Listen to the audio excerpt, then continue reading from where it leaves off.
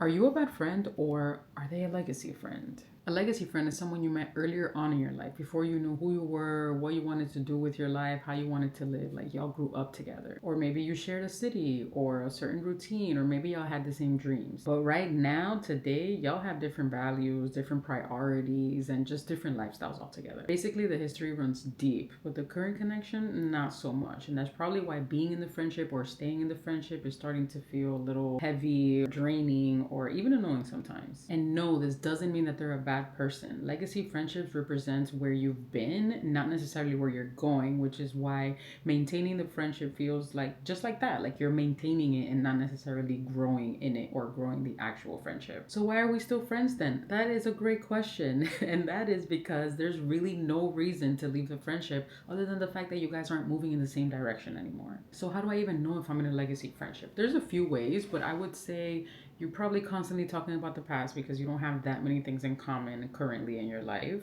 You're keeping in touch out of obligation, but not genuine desire. You don't actually want to. You've been made to feel bad or guilty, or maybe you've made them feel bad for changing and growing and evolving, and you guys constantly accuse each other of being different than you used to be. And they aren't that person that you call for advice or to share big news or even make travel plans with anymore, because above all, y'all just lead very different lives. But here's the important part though: legacy friendships are not bad. They represent nostalgia and like a chapter in your life and in theirs that really mattered at a certain point. So no, you do not need to break up with your friend. I think that the best way to deal with a strained legacy friend or just the weird energy that's there is to communicate. Like, consider bringing up the fact that you guys and your lives have gone in completely different directions, and I think that can remove a lot of the pressure to like perform closeness that really is no longer there. However, if the friendship is giving competition or criticism or just unkind draining energy,